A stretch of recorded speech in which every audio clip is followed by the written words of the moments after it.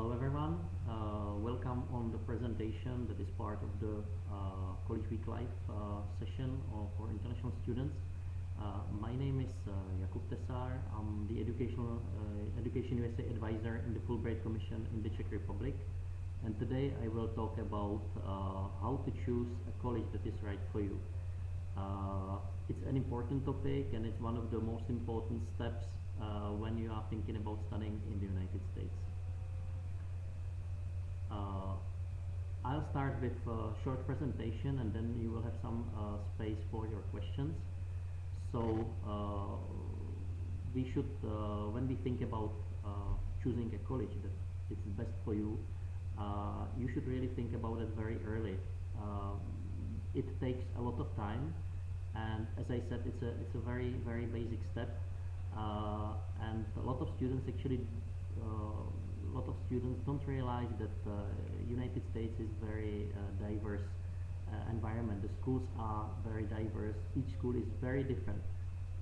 I can see from my experience that many students see United States as a country that is actually the same everywhere, that each school is the same. So basically what matters is only, for example, financial aid or prestige, these things, but certainly each school is very different. Although each school has its own requirements, its own admission procedures. So basically, if you don't start early, you may have a problem because the procedures can differ from one school to another. So when you can miss deadline in one school and it can be still early at another school. And very importantly, good selection increases your chances and decreases the cost of admission process or even cost of the studies. I hope that at the end of the presentation you'll be able to choose what school is the best for you, but you should also think about some challenges that are connected with that. United States is a very large country with many institutions. There are over 4,000 institutions of higher education. Different types of institutions, either two-year institutions, fair institutions, universities, technological institutes, art institutes. So it's actually very difficult to choose in such a large number the one that is right for you.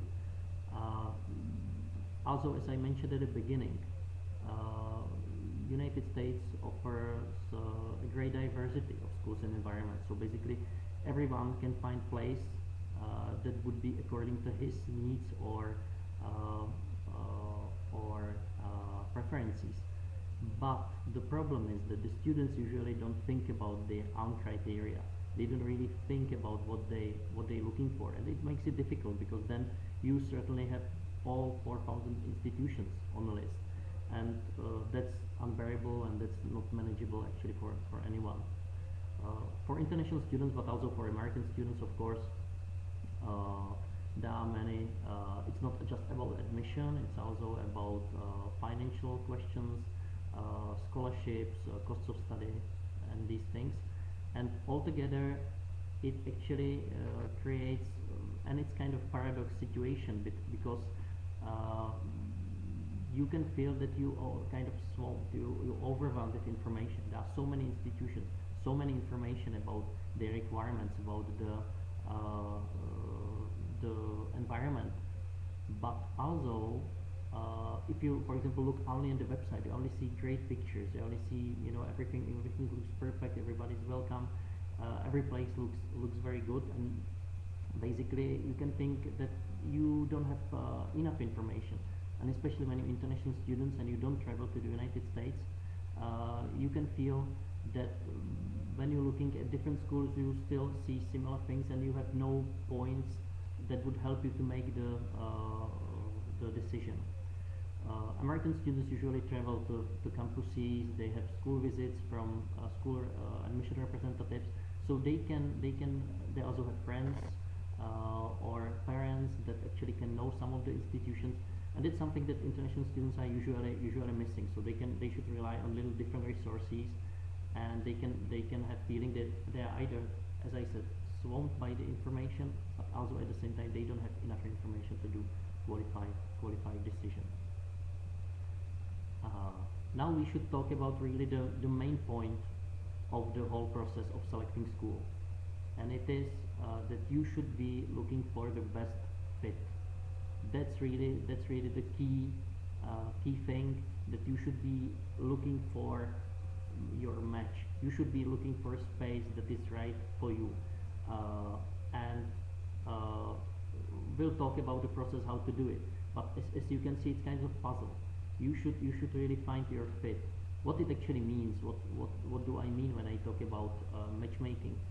Uh, I actually mean that it's kind of, I always speak about it as it is, as if you would be looking for a partner.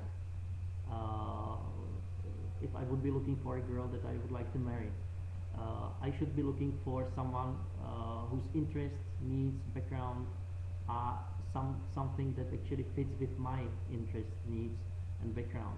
And although on a school side there are some requirements that you need to fulfill, and you should really learn in advance if you even eligible to apply to such an institution.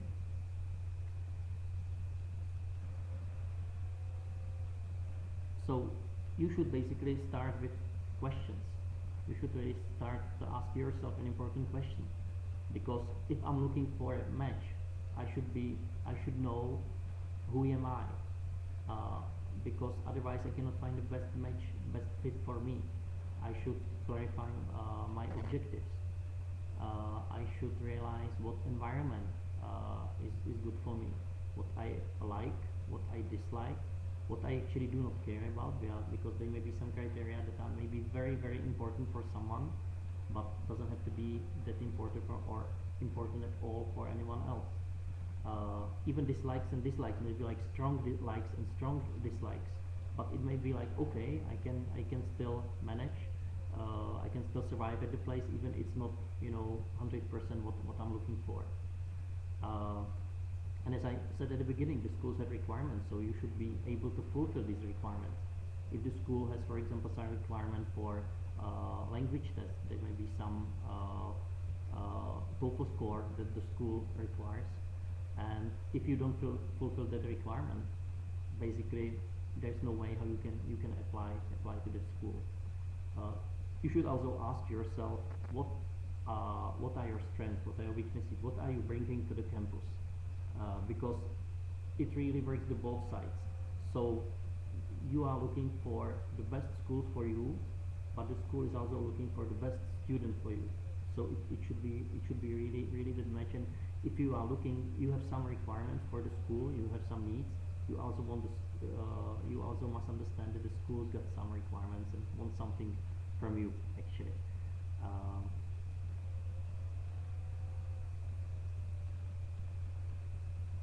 okay, so let's talk about the steps.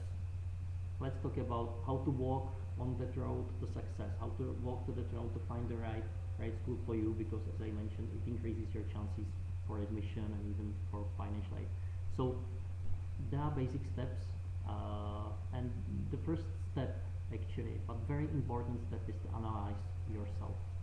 Uh, you should know yourself before you start, and uh, the problem is that not many people are actually able to know themselves that well that they able to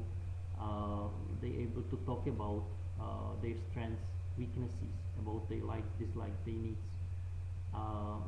So it's very hard. It's a very hard question actually. But if you do the homework well, and you know, okay, I'm looking for some smaller place. I want some environment where I know everyone, or I want an environment where I have many options. There are many people, and I don't have problem of being lost within the group of people. So those are big differences, and each person is different. Uh, you can think about it as, for example, if you would be looking for a place for living. Someone prefers large city, someone prefers a rural area, someone prefers mid-sized city.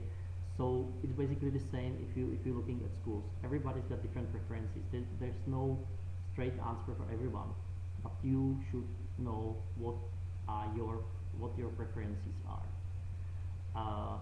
Based on this analysis, you should set up your own criteria.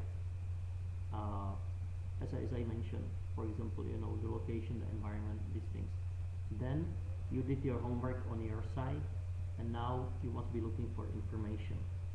Uh, so you need to gain information, and when you have information, when you have your criteria, you can make selection.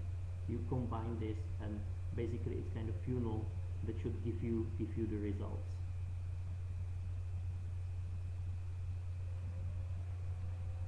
Okay, so what would be this criteria? What they can actually cover? Because you are applying to college or university level, you applying to higher education, probably one of the most important criteria is academic criteria. We'll talk more deeply about those. Uh, Also, environment is important. You may be living for years in certain environment, so certainly it contributes to your success. It contributes to your satisfaction. People and atmosphere, the flavor of the school is important.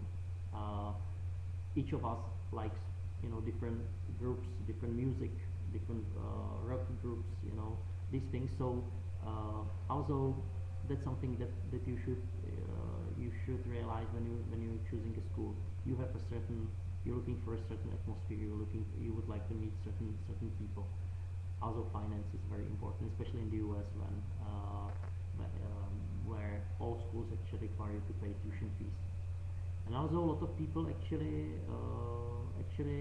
are looking for prestige when they go to study in the United States. I didn't put it on the first place. For some people, it's a first criteria, but prestige is kind of misty and foggy criterion, because who actually sets up the prestige? So now let's talk more deeply about these criteria. So when we talk about academic criteria, we certainly can talk about fields of study. Does the school offer the field of study that you are looking for? Is it popular at the school? What's the quality of that major at that school? Is it famous maybe for journalism? Is it famous for pre-med? Is it famous for business? What opportunities are offered within the major? Who teaches? What are the professors who teaches the major? What internship opportunities are there? These things are very, very important. Of course, also selectivity. That's something that the students don't realize very much, that some students are really looking at the most selective schools, but they don't have the background for such a selective schools. So you should realize, okay, if I'm an excellent student, I can be looking at a highly selective school. If I'm not such an excellent student, I shouldn't be looking at such selective schools. I should be looking for my match regarding selectivity, and basically it also incorporates your GPA, your grade point average, so it means your results from the high school, and also test scores. Those are very important things for the school if they consider admission of the student. Also, even US schools can differ in a way how they organize the study program. Some have more like preset program. Some have very like free program that is very flexible, where you can really actually even create your own major. So it's actually influences the environment, influences your academic results. How rigor is the school? What's the style of teaching? Are there small classes? Are there like large presentations? What is your preference? What I think is actually quite important or quite interesting criteria is the teacher-to-student ratio. It means how large are the classes. It means how many students actually are for one professor. So it can give you, okay, I'm looking for small environment, or I'm fine with like large environment, maybe more options, but also larger classes. What is my preference? So it was about teaching the academic side of the school, but also, especially in the US, the school is not only about teaching. It may be, for example, because here in the Czech Republic, if you go to school, you spend some time in school, but otherwise, you do anything else outside of school. In the US, if you study at the school, actually the environment is very important because you spend 24 hours, 24/7 at the school, and it's very important what environment is that school providing. One of the most influential parameters is the size of the school. Does the school have 500 students, 5,000 students in the bachelor program, or do they have 30,000 students? It's a huge difference in the environment. Also facilities and equipment. Do you want to do any sport? Does the school has the facility? Do you want to do research in that field? Does the school has the lab for that? Those are things that you should also be looking at. Location. Location is also very important. As I mentioned, if you would be looking at the United States, you should really take a map and look at the map, because you would see that the US is actually a continent, and it's very different to be in Alaska, it's very different to be in New Mexico, it's very different to be in Florida, it's different to be in a small village in Iowa and New York City. So location plays a huge role, and also influences your access to services. For example, how far is the shopping mall, how far is the international airport. Those are things that you should also ask yourself, or ask these institutions. Because you're an international student, you should also be looking at how experienced is the school with international students. Do they offer services? Do they offer support? Do they know what they do if they admit you? So basically, you should also look maybe at numbers of international students, and also ask about services for international students specifically.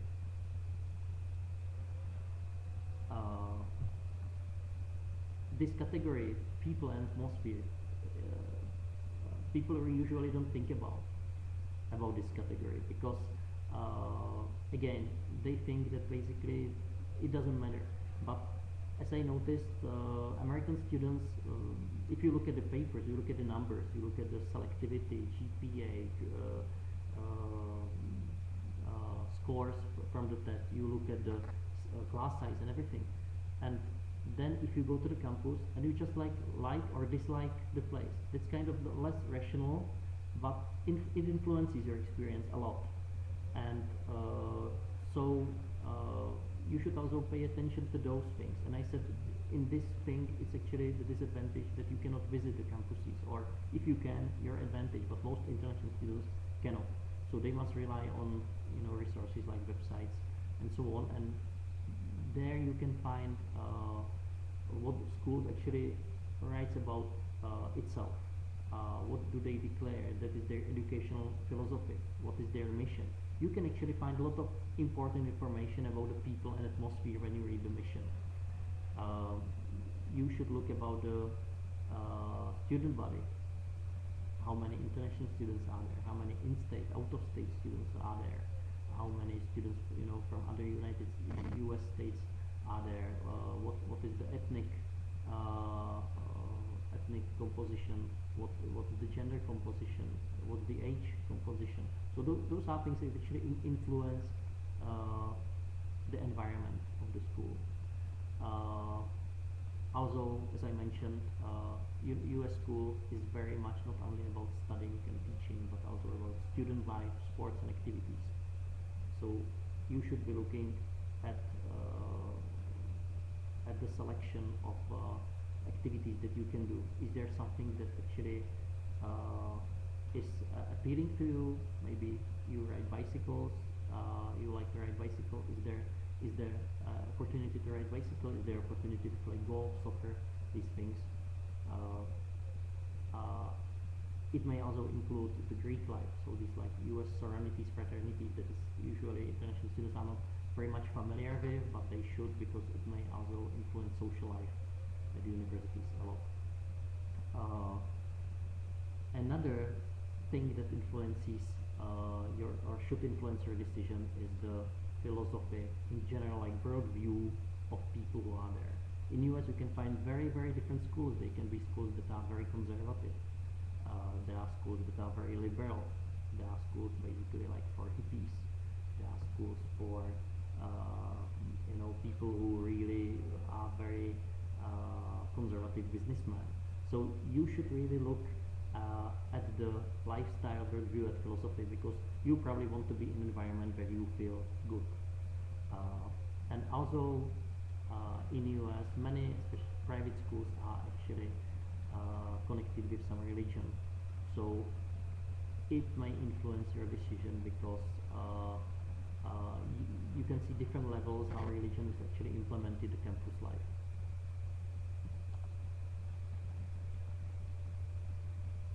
And last but not least, of course, finance. Uh, Financial questions are very important for most students. You should be looking at tuitions and fees. What's the cost of instruction? You should be looking on living and other costs like costs of books. And there are big differences. There are really huge differences. The tuition can be from 5,000 US dollars to 60,000 US dollars. So you can really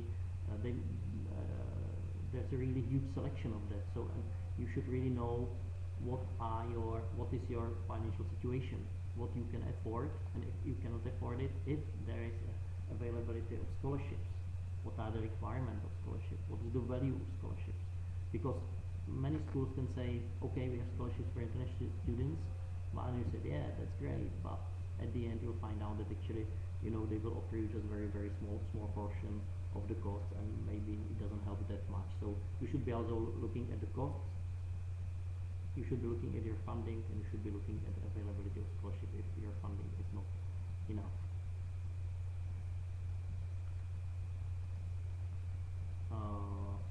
And I just will touch also the question of prestige, because as I said, a lot of international students, but also American students, actually the first thing what they do is that they look at the rankings, and they try to select schools based on rankings. But the rankings are set on some criteria that may differ from your own criteria, from your own situation. So it's ranking for that ranking, it's not maybe ranking for you. Of course, probably if you want to study in the United States, you want to have some prestige connected with that, and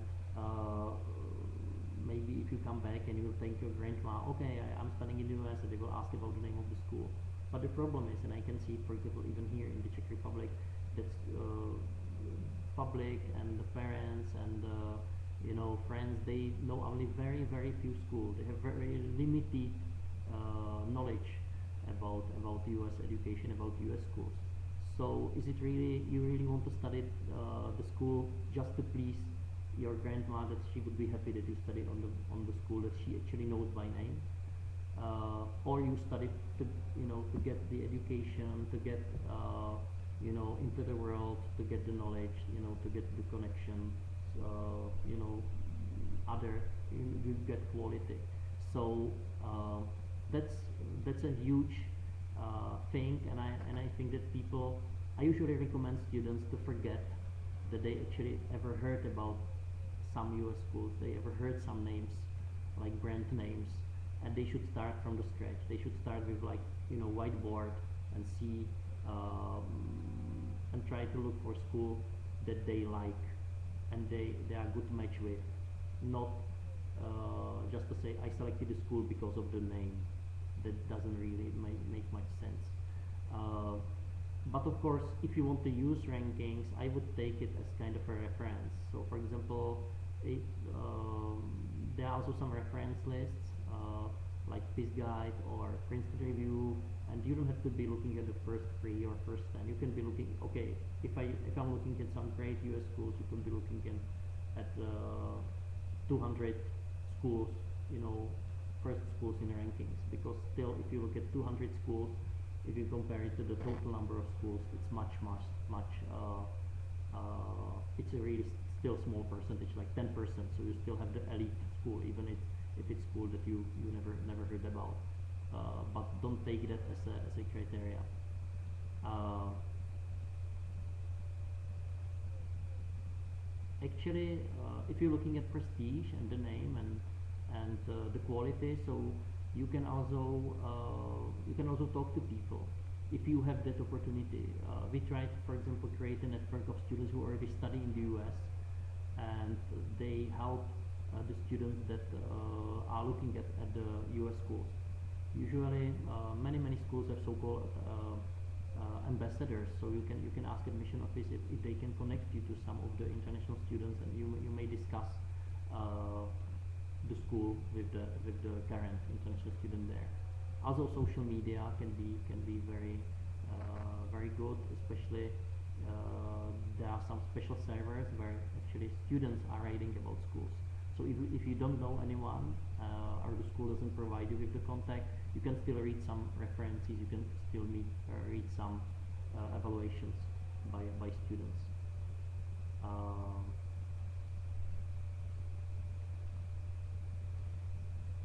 So you are thinking about some criteria. You should be thinking about your own set of criteria.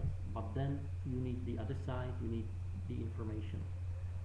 So where to look for information? I already mentioned some of those. It would be certainly the school websites. You can also get in touch with the admission offices, ask questions. Also there are these reference lists and reviews like FISGuide, Princeton Review, College Prowler, there are some online resources as well.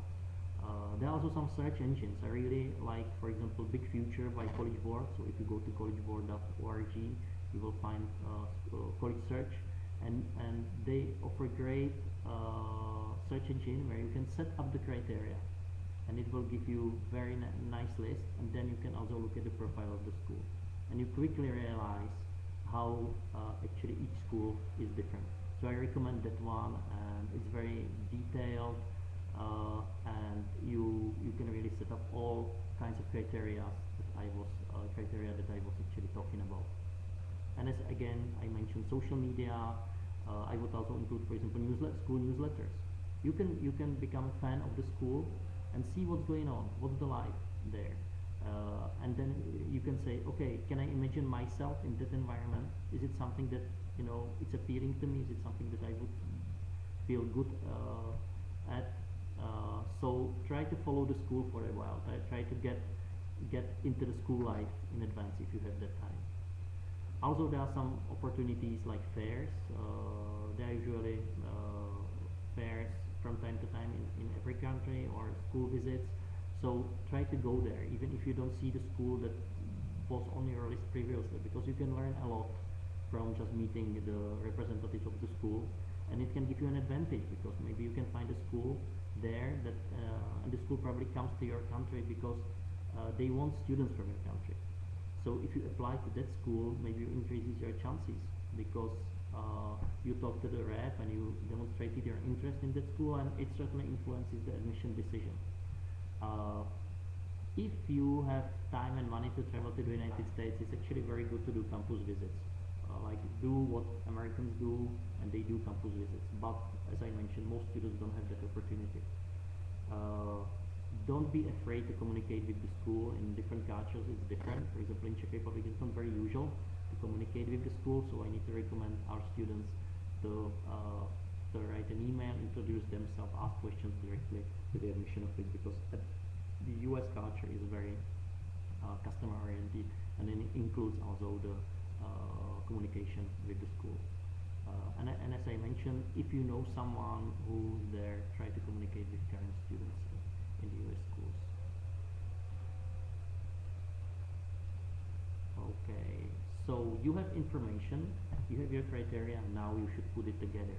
It's probably the great tool is to create a table where you put your quantitative and qualitative information. So you put, for example, test scores. You will put your the GPA, size of the student body, but also qualitative. So for example, you can say, okay, I like this about that school, I dislike this about that school. So the table is really great because you see each school next to each other, so you can quickly compare, and if you have qualitative, you have some numbers, you can compare it. Even if you use, for example, Excel table, so you can quickly organize it. Uh, what I see is that it's very difficult to cut schools. It's hard to make the list smaller. It's much easier to add schools. So probably try to concentrate on cutting first and maybe then adding. It's much simpler. And at the end, you should basically come with your own very own ranking. Uh, so this should be a result of your selection process. So at the end, you should probably come with there's no certainly one perfect number of schools, but usually it's from 3, 4 to 10. I see students who apply to 5, 6 schools, but I see some students who apply to 8 schools, 9 schools. If you apply to more than 10 schools, that's very difficult. It's very consuming. It consumes your time and money because you have application fees and everything. So I would rather spend time on good selection and have 5 schools very well selected than schools that actually I will apply to 20 schools, and just like I'll take the first 20 schools in the rankings. That doesn't make any sense really. You don't increase your chances by this. You increase your chances by precious and informed selection. You should always know why the school is on the list. If I would wake you up in the night and I would ask why do you apply to that school, you should think about. You should give me reasons. And the reason shouldn't be, oh, it's a prestigious school or it's a well-known school. That would not satisfy me. I would like to have more specific and serious reasons than just like this misty prestige or name or something. You should also diversify your portfolio. Usually, you can think about reach schools, the schools that actually would not be very easy for you to get in, but maybe you don't want to give it up. You want to try.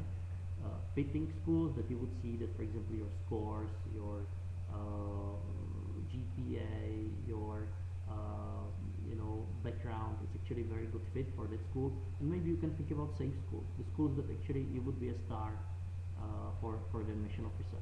I see in the Czech Republic that some schools actually think about safe schools as local schools like Czech schools. So they usually, if they apply to US, they try to find reach school or fit schools, but it depends how what is your preference. If the US is number one for everything, so then you can think about all these 3 categories. So probably to have like 2 schools like this, 2 schools like this, 2 schools like this. So I'm going to finish my presentation. I'm already getting some questions, so hopefully I'll be able to answer most of them. And I would like to give you some last advices based on my experience. I think the first experience or first advice is do not let others choose school for you. Because it's like do not let rankings choose school for you. Maybe your parents, friends, because you do it for yourself. You don't do it for anyone else. And if they choose your schools badly, then you'll be living there, you'll be standing there, you will be unsatisfied.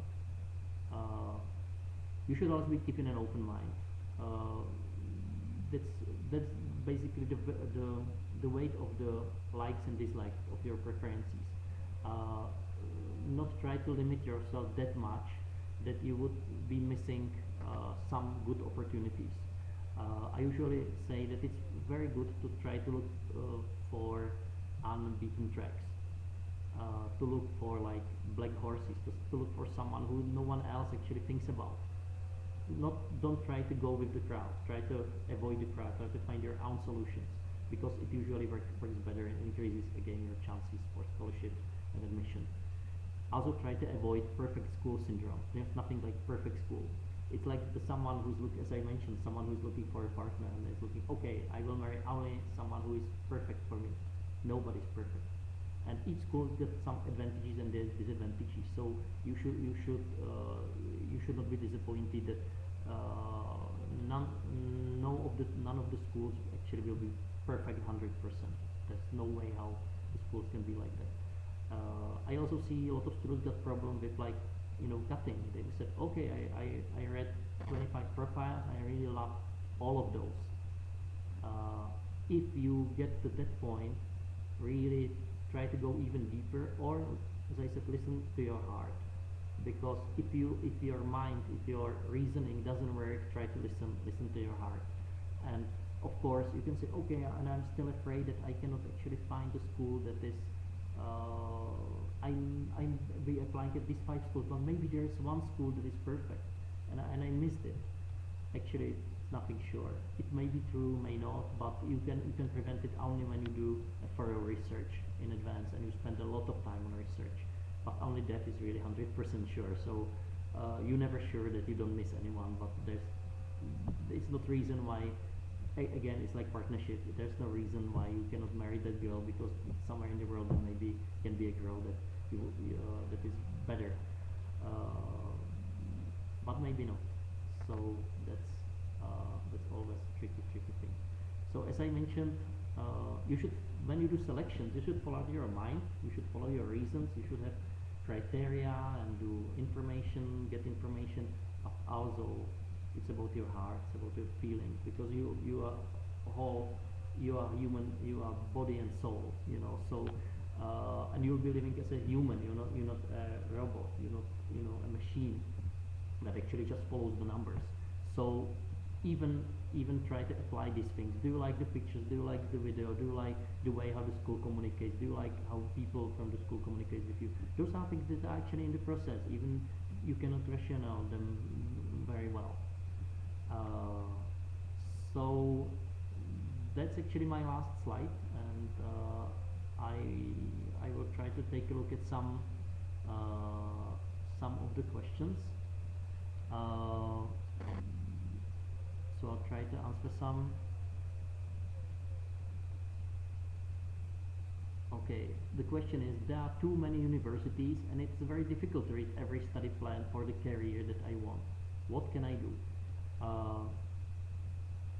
I'm not really sure if you are thinking about studying on undergraduate level or graduate level. This presentation was more about undergraduate level, and on undergraduate level in the United States you have a lot of flexibility, so you don't even have to think about career afterwards when you apply to school. It's about the potential. So and it may be that you will change your mind during your studies. It's very usual in the United States. So at that way, I would just look at the school in the much broader range of subjects, if they offer that major or that group of subjects, that group of major, and then choose school. At this, you'll be thinking about your career basically afterwards. I don't think that you should think about your career that much now when you apply to college. If you apply to graduate school, that's a little different, master or PhD degrees, and actually I would probably recommend to go to the resources in your field. So for example, okay, I'm working on this topic and I read a book by this professor, and that professor teaches at that school. That's okay, that's a good reference for the school. And then of course you can be reading the curriculum, you can be reading the content of the courses, who teaches there and everything, but especially for undergraduate program, like I don't think that you should really go so much in details now, because undergraduate program is very very broad.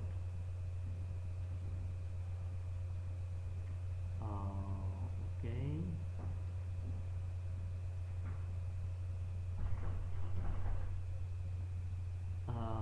Another question, you mentioned that you would prefer specific reasons that just the prestige of the school.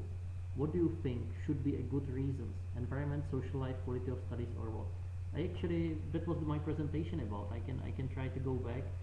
There were many criteria. So it seems that you probably weren't here for the whole presentation, but the presentation I think should be available afterwards, after the end of today's International Day. So this is the set of criteria. We went to details, but it's academic, it's environment. You basically named those. So you very well realize that those are actually important important criteria. So I can quickly go back. Uh, Academics, environment,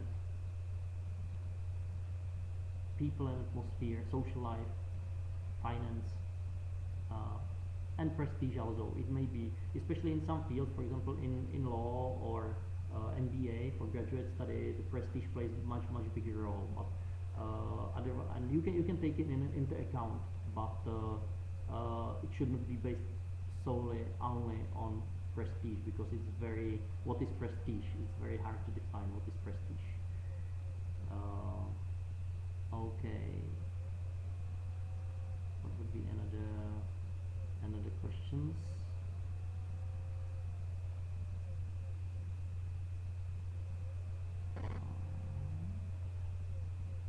There are some questions that actually regard studying or application process. I would rather leave it to other presentations, so I will rather answer questions that are related to my topic.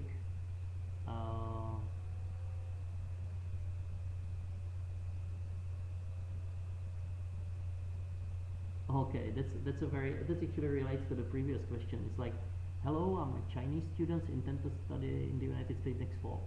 How much difference do top 10 schools have comparing with top 50 schools? I would say not that much difference. Rankings, you should always look, if you have some ranking, you should always look what is the criteria. Is the criteria for ranking how many parties are there school? Is the criteria for ranking the selectivity? You know, what is the criteria? And is that criteria relevant to you? That's important. And also schools know very well how they can influence the rankings. I can talk about one example, and I think that it will show you how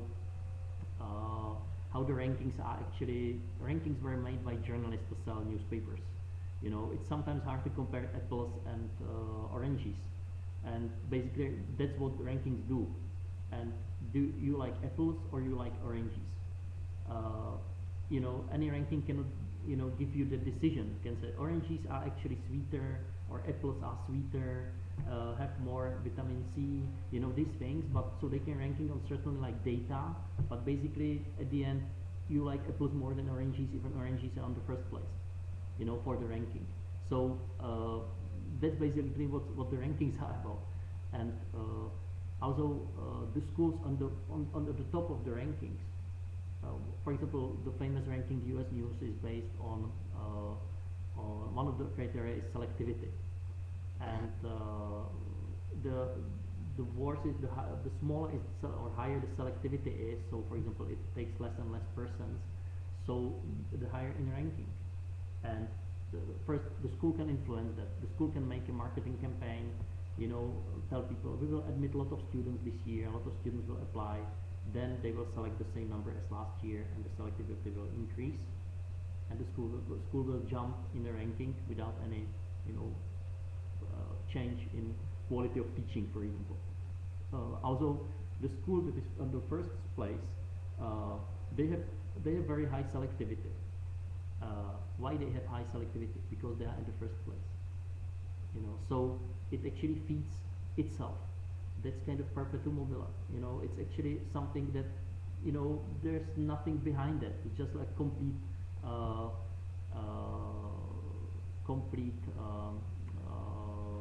virtual world. So if I would say top 10 and top 50, no difference.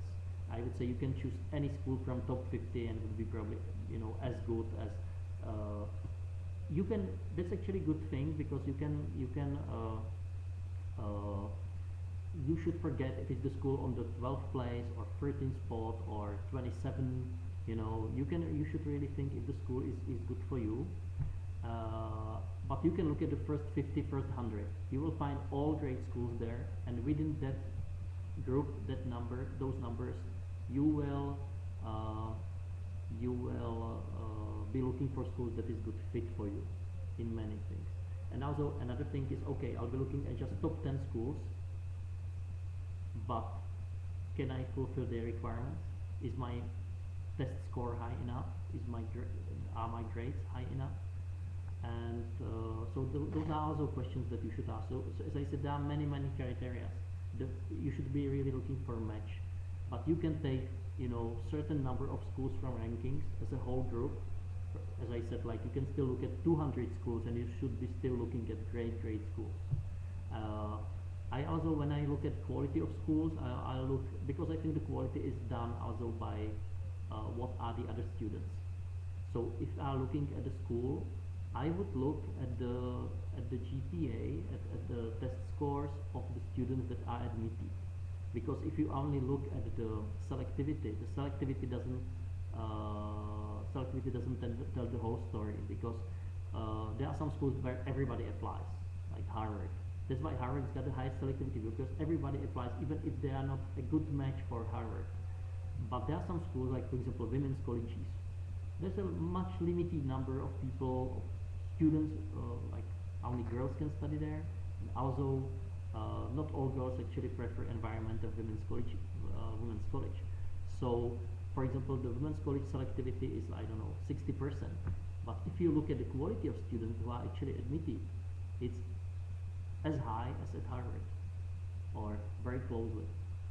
So if you look at the selectivity and said Harvard admits 5-6%, and I don't know, Mount Holyoke admits 50%, it doesn't mean that Mount Holyoke is 5 times worse, because the quality of the student, the quality of the environment, the quality of teaching and everything is the same. Also, the size of the school can influence things, because if you, for example, as I mentioned, the student-teacher ratio, because the lower the student-teacher ratio is, it's probably better, because also you can look if who teaches you. Are they professors? All your teachers are professors, like full-time professors, or are they teaching assistants? Those are things that influence the quality of the education. What is the class size? So when you look at the rankings, you can take it in account, but you should not take it like, okay, like then, first 10 or, are the best. That's not true. It's like really like comparing apples and oranges, as I mentioned. Everybody's got different preference. Everybody's got different fruit. So there's also a question, if I'm talking about ranking, how to know subject rankings. Actually, there are not very subject rankings for undergraduate studies, because it's what I talked about. The undergraduate study in the US is very flexible. So you can apply that, and you want to, and your intention is to study chemistry. Then you have a great course in economics, and you decide to change your major, and you will actually graduate as a bachelor in economics. So it doesn't make much sense to do subject rankings, but of course there are some recommendations. For example, the FIS guide, the guide that I talked about, they have some like best schools for engineering, best schools in business, best schools in journalism, theater, arts. Also, Princeton Review's got something. US News, I think, got ranking for undergraduate business programs, but most subject rankings relate to graduate programs. So US News got subject rankings for graduate programs because it makes much more sense, because you apply for a certain field. But for undergraduate programs, basically you apply to the school, and you may even apply and be undecided about the field of study that you want to study.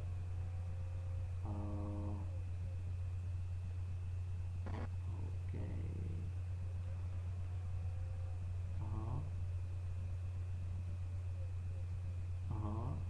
That's also that's something a little different, but it's like I have a poor. There's a question I have, and it's more for graduate study. I have a poor record in my undergraduate, around 65%. But if I get a score around 310 in GRE, can I get into a good college? I wish to pursue Master of Science in Computer Science Software. I seriously doubt, because usually it's really based on your previous results from. And as I mentioned, if you can apply to great schools if you're a great student. If you have average student, you can only apply to average school. That's actually how it works. Of course, it's not only about grades, about test scores. It's also about other things like extracurricular activities, successes, and these things. But usually, the academic criteria comes first.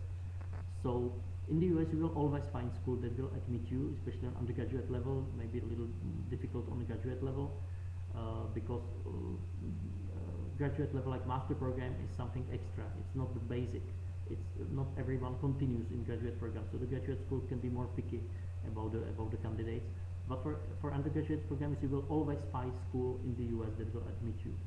There are schools like IDs, you know, and similar or like broader range of like very selective schools that admit less than 10, 15, 20%.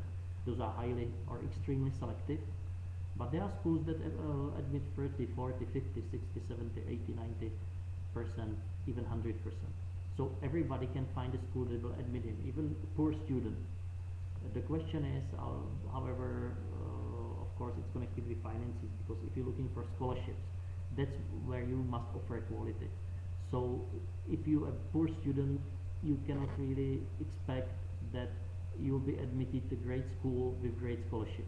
There's no way. There's always price for everything, and the price for getting to good school and to getting good scholarship is that you must offer something to school. You must bring the quality to the school. So that's actually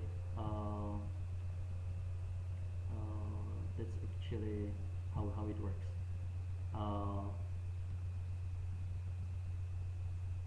As I mentioned, there are some questions like how do we get into the universities which are best for us. That's a question for the whole presentation. But basically, if you find a good match, good fit, and you're able to explain it to school in your application, in your test scores, in your essay and everything, that you are in your recommendations, that you are a good fit. So I think that your chances are much higher. So it was part of my presentation at the beginning, why actually you should spend so much time on selection. And it's because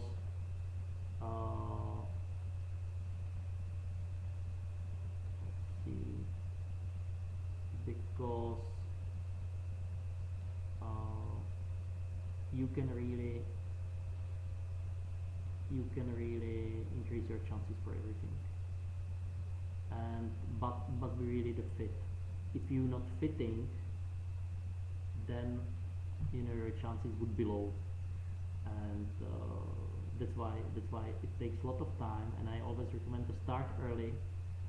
Work hard for a long time, because the US schools take into consideration really a lot of information about students. They take into consideration your whole background from previous education. So for example, your grades from whole high school or your bachelor degree.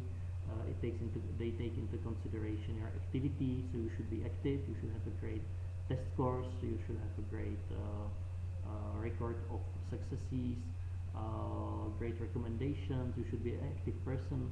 Those are things that will get you to better schools. But as I said, you should be always. There's no. So that's why I don't talk about the best schools. I'm talking about the schools that are best for you, because that's what you're looking for. You're not looking for best school. What is the best? Who says that the school is the best?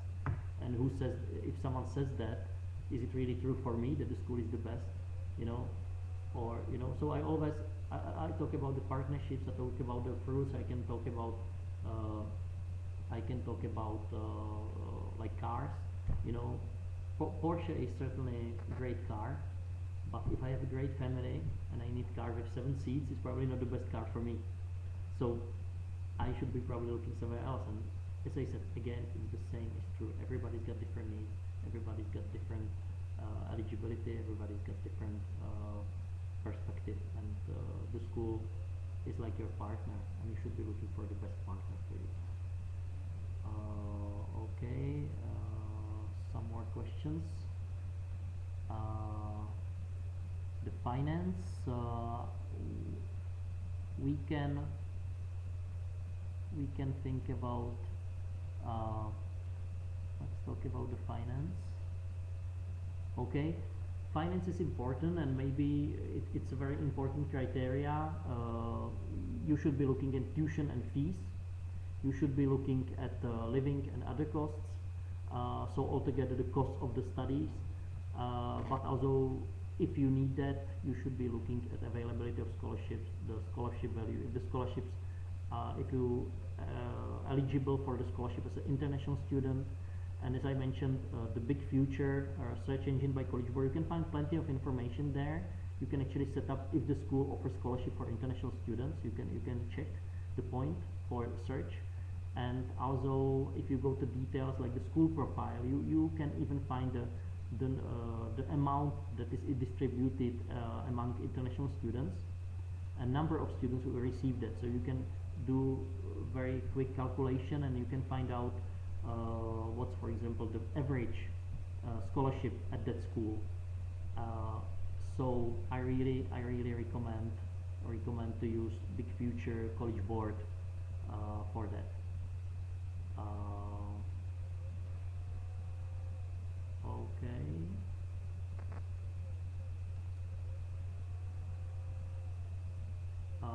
When I'm talking, the question is, when you say grades, do you mean my grades from my college back home or my GRE and TOEFL results? I mean your grades from your school at home. So, for example, if you're applying from high school, I'm talking about the grades from your high school. Or if you're applying for graduate program, I'm talking about your grades from your undergraduate program.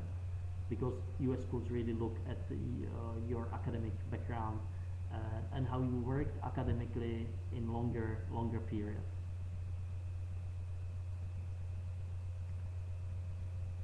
Alright, so we getting, yeah, there's an interesting question, and it's probably the last question. So the question is LAC versus universities. LAC means liberal arts colleges. I should maybe explain the differences between the schools. In the United States, you have the schools can have different names. They can be colleges, universities, institutes, and sometimes in different cultures and different countries, college can mean something different than in the U.S. College in the U.S. basically means undergraduate program, bachelor program. A university is usually the institution, and so the college, if the school is named college, it usually means that it offers only undergraduate program. There may be some differences, like Dartmouth College offers some graduate program. They don't take it like 100%, it's not 100% true in the US, but universities technically are institutions that offer not only undergraduate, bachelor programs, but also graduate programs. So that's the biggest difference. But if you apply to undergraduate program, you don't have to care that the school offers actually graduate programs, because when you finish your undergraduate, you will be looking at graduate programs separately from the beginning.